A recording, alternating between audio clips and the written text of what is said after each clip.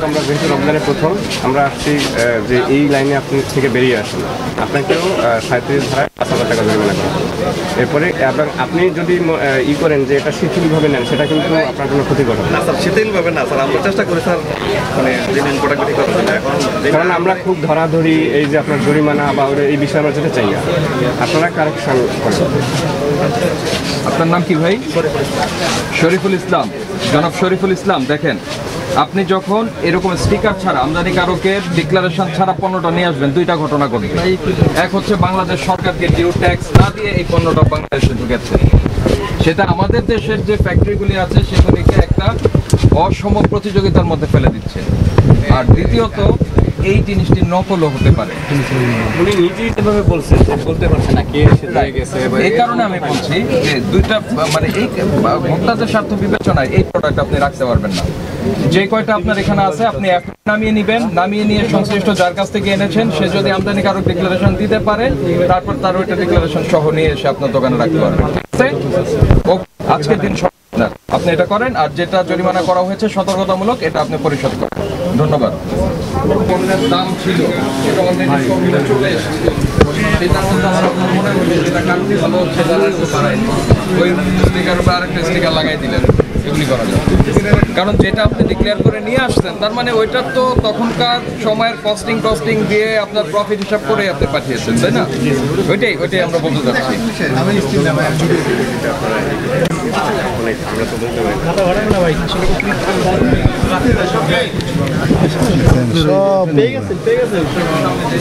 সরকারকে যে due tax সেটি না দিয়ে আমাদের দেশে বিক্রি হচ্ছে, আমাদের দেশের যে ইন্ডাস্ট্রি রয়েছে কসমেটিক্সের, সেটাওকে একটা অসম প্রতিযোগিতার মধ্যে ফেলে দিচ্ছে। এই বিষয়গুলিকে মাথায় রেখে আমরা আমাদের মহাপরিচালক স্যারের নির্দেশে আমরা এই অভিযানটা পরিচালনা করছি। তো আপাতত আজকে সতর্ক করা হলো 3টা প্রতিষ্ঠানকে, পাশাপাশি আমাদের অভিযান চলমান আছে, আপনি দেখছেন। আমাদের পুরো রমজান জুড়েই এই অভিযান চলবে। ধন্যবাদ। ধন্যবাদ।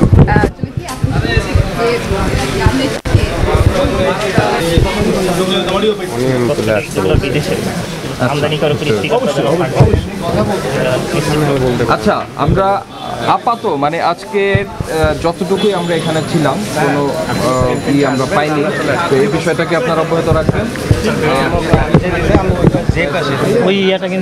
মেয়াদ উত্তীর্ণ প্রোডাক্টের ক্ষেত্রে সেটি হচ্ছে আপনারা চেক করে অবশ্যই এটিকে আলাদা একটা জায়গায় রাখতে হবে, ডিসপ্লেতে রাখার কোনো সুযোগ নেই। এটা আলাদা করে রাখবেন। আপনার যিনি আমদানিকারক আছেন উনি ওটা নিজ দায়িত্বে ওটা চেঞ্জ করে, ঠিক আছে? মহাপরিচালক মহোদয়ের পক্ষ থেকে আপনাদের শুভেচ্ছা জানাচ্ছি। আপনারা জানেন যে রোজার পরপরই শুরু হবে আমাদের ঈদ। আসন্ন পবিত্র ঈদুল ফিতরকে কেন্দ্র করে আমাদের যেই পোশাক শিল্পের বাজার এটা চাঙ্গা থাকে, এর পাশাপাশি কসমেটিক্সের বাজারও কিন্তু চাঙ্গা থাকে, এবং তখনই কিন্তু কতিপয় ব্যবসায়ী কিন্তু ফায়দা লোটার চেষ্টা করেন। গতকাল আপনারা শুনেছেন মৌলভীবাজারে আমরা তথ্যের ভিত্তিতে একটি প্রতিষ্ঠানকে সেখানে যে জরিমানা করা হয়েছিল, সেখানে বিষয় ছিল বিএসটি এর নিষিদ্ধ ঘোষিত যেই প্রোডাক্ট, সেই প্রোডাক্ট তারা বিক্রি করছিলেন। আমরা সকল ভোক্তাকে আমরা অনুরোধ করব তারা ক্রয়ের ক্ষেত্রে এই বিষয়গুলো যেন একটু যাচাই করে থাকেন। আমরা বিশ্বস্ত প্রতিষ্ঠান থেকে ক্রয়ের জন্য বলবো। আজকে আমরা বেলি রোডে, আপনারা জানেন যে এটি একটু এখানকার যে বিভিন্ন কসমেটিক্সের প্রতিষ্ঠান, এগুলি কিন্তু ব্যাপক পরিমাণ ভোক্তাদের সমাগম ঘটে, এবং যারা ভেজাল ব্যবসায়ী তারা কিন্তু ওই যে ঈদের সময় এই তাদের প্রোডাক্টগুলো এখানে মানে দেওয়ার পায় তারা করেন, এবং ব্যবসায়ীরাও অবৈধ যে মুনাফার প্রচেষ্টা গ্রহণ করেন। এই বিষয়গুলো আমরা কিন্তু গত কয়েক বছরে আমাদের যে গোপন টিমগুলো আছে তারা কিন্তু মাঠ পর্যায়ে তদারকিতে এইগুলো তুলে এনেছে। এবারে আমরা আজকে দেখলেন আমরা 3টা প্রতিষ্ঠান, তারা কিন্তু আমদানিকারকের স্টিকার নাই। আমি আবারও বলছি, লাগেজ পার্টির পণ্য বিক্রয় করবেন, সরকারকে ভ্যাট ট্যাক্স ফাঁকি দিবেন, সেই যদি প্রবণতা থাকে তাহলে ওই প্রতিষ্ঠান আমরা যদি পাই, আমরা কিন্তু ঈদের আগে আরও কঠোর হব। আজকে আমরা একটা বার্তা দিয়ে গেলাম, আমরা অল্প পরিমাণ তাদেরকে জরিমানা করেছি। দ্বিতীয়বার আসলে যদি এই ধরনের আমরা পেয়ে থাকি, ওই প্রতিষ্ঠান আমরা আগেও বলেছি আমরা সাময়িকভাবে বন্ধ করে দেব। আমরা চাই না কোনো ভোক্তা প্রতারিত। এর পাশাপাশি নারায়ণগঞ্জে আমাদের এখন একটা টিম কাজ করছে, সেখানে একটা প্রতিষ্ঠানে যে সুপার শপের মতো এরকম, সেখানে কসমেটিক্স বিক্রি করছিল, বারকোড দেয়া, বারকোড যখন চেক করা হলো সেটা অবৈধ মানে আমরা পেয়েছি। আমরা সবাইকে উদাত্ত আহ্বান করব, বাংলাদেশ কসমেটিক্স যে অ্যাসোসিয়েশন আছে তাদের মৌলভীবাজারে, সেখানকার যে সভাপতি মৌলভীবাজারের সেক্রেটারি মহোদয়ের সাথে আমি কথা বলেছি আজকে সকালে, নকল প্রোডাক্ট তৈরি করবেন, ভেজাল জিনিস মানুষকে বিলাবেন আর আপনারা আবার অভিযানে গেলে আপনারা রিয়েক্ট করবেন, এই সুযোগ থাকবে না। আমরা প্রত্যেকটা ব্যবসায়িক প্রতিষ্ঠানকে আমরা এবারে আইনের জবাবদিহিতার মধ্যে আনার চেষ্টা করছি। আপনারা জানেন বাণিজ্য মন্ত্রণালয়ের অঙ্গীভূত প্রতিষ্ঠান সবগুলো, যে বাজার সমিতি কিংবা এই মল, সুপার মল যেগুলো, এগুলোর যে সমিতিগুলো, আমরা সেই দায়বদ্ধতার মধ্যে আনার চেষ্টা করছি। এবং আমরা একটা এই সিগন্যাল দিতে চাই, এই ভেজাল যদি প্রোডাক্ট আমরা কোথাও পেয়ে থাকি তাহলে কিন্তু আমরা সেই প্রতিষ্ঠান শুধু সাময়িকভাবে বন্ধ করা নয়, তাদের বিরুদ্ধে আমাদের যে আইন অনুযায়ী মামলা করার বিধান আমরা সেই অবস্থায় যাব। স্যার ভাই, আমরা ওইখানে কত টাকা জরিমানা করলেন? আসলে এখানে টোটাল কয়টা দোকানে কত টাকা জরিমানা? আমাদের আজকে তদারকি কার্যক্রম শুরু হয়েছে মাত্র। আমরা 3টে প্রতিষ্ঠানে আমরা জরিমানা করেছি, আপনারা দেখেছেন 5,000 টাকা করে জরিমানা করেছি। রমজান শুরু হলো, আমরা চাই তারা যেন এই বিষয়গুলো না করেন। আবারও বলছি, সরকারকে ভ্যাট ট্যাক্স ফাঁকি দিয়ে লাগেজ পার্টির প্রোডাক্ট বিক্রি করবেন আর প্রকৃত ব্যবসায়ী লস গুনবেন, এই তৎপরতাগুলো আমরা হতে দিব না।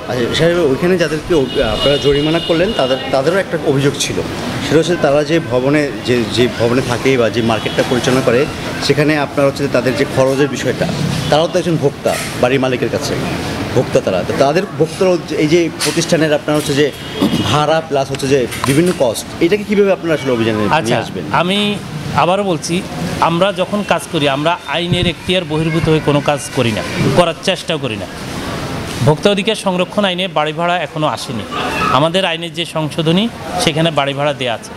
বাড়ি ভাড়া যখন আইনের মধ্যে ঢুকবে তখন অবশ্যই আমরা সময় অনুযায়ী তাদের অভিযোগ থাকলে সে অনুযায়ী ব্যবস্থা নেব। যেহেতু আপাতত বাড়ি ভাড়া আমাদের আইনে নাই, সেহেতু এই বিষয়ে আমাদের করার সুযোগ নেই। এখানে আমাদের অফিসাররা গিয়েছে, তারা অনেকগুলো কাপড়, আপনারা সবাই দেখেছে, এখানে স্টিকার একটি দেওয়া আছে। গতবার আপনারা দেখেছেন ডাবল ট্রিপল স্টিকার দিয়ে যে মানে 1300 টাকার একটা পাঞ্জাবি আমরা দেখেছি 3400 টাকা বিক্রি করতে, 850 টাকার শার্ট 2400-2500 টাকা বিক্রি করতে, নামি দামি ব্র্যান্ডও দেখেছি। সেই কারণে আমরা ব্র্যান্ড হাউস যেগুলো, এগুলোতে আমরা বারবার এবার যাব, এই কারণে যে আমাদের ভোক্তারা কিন্তু এগুলোতে আসেন এবং তারা এগুলোতে এসে যেন না ঠকেন। আমরা তাদেরকে নিয়ে মিটিং করছি। এই জায়গাটা একটা প্রশ্ন হয়ে দাঁড়ায় যে মানে এখানকার প্রোডাক্টে দেখা যাচ্ছে যে 2000, 2500, 5000 টাকা পর্যন্ত প্রোডাক্টের দাম থাকে। এখন এটা আসলে উৎপাদন খরচটা কত সেটা তো আপনারা জানেন। সেক্ষেত্রে আসলে এটা কিভাবে না উৎপাদন প্রাইসটা আছে সেটা আসলে কিভাবে আপনারা নির্ধারণ করবেন? আমাদের এটা আমরা নির্ধারণ করার এখতিয়ার আমাদের নাই। আবার বলছি, এটা উৎপাদনকারী প্রতিষ্ঠানই করবেন। তবে ভোক্তার পক্ষ থেকে ভোক্তা অধিকার সংরক্ষণ অধিদপ্তর দেখে থাকে, আমাদের মহাপরিচালক মহোদয় আমাদের ভোক্তা অধিকার সংরক্ষণ আইনের 21 ধারা মোতাবেক ভোক্তাও যদি কোথাও নিগৃহীত হন, প্রতারিত হন কিংবা কষ্ট পান, সেখানে আমলে নেওয়ার সুযোগ আছে। এই কারণে আমরা বলেছি সামনের দিকে আমরা একটা কমিটি করে এই ধরনের পোশাকের মূল্যের ক্ষেত্রে তারা যেন একটা সিস্টেমেটিক ফরমেশনে থাকে, সেজন্য আমরা কাজ করব। শাহরিয়ার ভাই, এখানের অনেকগুলো কসমেটিক ব্যবসায়ী বলছিল যে 90% প্রোডাক্টই হচ্ছে আপনার আমদানিকারক ছাড়া, আর 10% আছে হচ্ছে আমদানিকারকের প্রোডাক্ট। তো সেই ক্ষেত্রে ওরা বলতেছে যে এখানে কোনো ব্যবসায়ী আমদানিকারকের প্রোডাক্ট কিনে ব্যবসা করতে পারে। আমি এটা বলি, এইটা হলো ব্যবসায়ীদের একটা অপকৌশল। আমদানিকারকের স্টিকারবিহীন কোনো প্রোডাক্ট যদি আমরা পাই, আমরা ওই দোকান বন্ধ করে দিব। এই ক্ষেত্রে তারা অবৈধভাবে মুনাফা লাভের চেষ্টা করেন। আপনারা জানেন, আমি বলি যে আমরা যে সাম্প্রতিক সময় আপনারা দেখেছেন যে একজন মানে সামাজিকভাবে সুপ্রতিষ্ঠিত একজন ব্যক্তি, তিনিও কিন্তু কসমেটিক্স বিক্রি করেছিলেন আমাদের, সেখানে অভিযানও পরিচালনা হয়েছিল। আমরা সেখানেও দেখেছি তিনি ডাবল মূল্যে চেয়ে মৌলভীবাজার থেকে কিনে তিনি সেখানে বিক্রি করছেন ডাবলেরও বেশি দামে। সেই কারণে আমরা বলবো যে এই ধরনের যারা কথা বলেন তারাই হলেন ওই যে নকল, অবৈধ মৌলভীবাজার থেকে বা অন্য স্থান থেকে যে প্রোডাক্টগুলো আসে সেগুলোর বিক্রয়কারী। সেই জন্য আমাদের এবার বেরি রোডে নিয়মিত আমাদের টিম থাকবে, যাতে এই তৎপরতা তারা না চালায়। সর্বশেষ একটি প্রশ্ন, সেটা হচ্ছে আপনার কারণ বাজার বলছিলেন যে গাড়ির টিকিট নিয়ে, যে এইটার ব্যাপারে সামনে আপনাদের কোনো পদক্ষেপ? গাড়ির টিকিট নিয়ে আপনারা দেখেন, আমাদের কিন্তু গাড়ির মালিকরা কিন্তু মানুষের সেবা দিয়ে থাকে। আমি জনগণকেও বলবো, আমাদের ব্যবসায়ীরা যে আপনাদের জন্য কষ্ট করে, এই বিষয়টা কিন্তু মাথায় রাখতে হবে। পাশাপাশি ঈদের সময় কিন্তু কিছু কিছু পরিবহন অন্যায্যভাবে মূল্য বাড়িয়ে দেয়। এটা আমরা গতবার পেয়ে আমরা কিন্তু টিকিট কাউন্টার বন্ধ করেছি, আপনারা দেখেছেন। ছোট বড় যে কোনো বাস কাউন্টার হোক, টার্মিনাল হোক, এই ধরনের অনিয়ম পেলে আমরা কার্যকর ব্যবস্থা নেব। ওকে, থ্যাংক ইউ। ঠিক আছে, ভালো।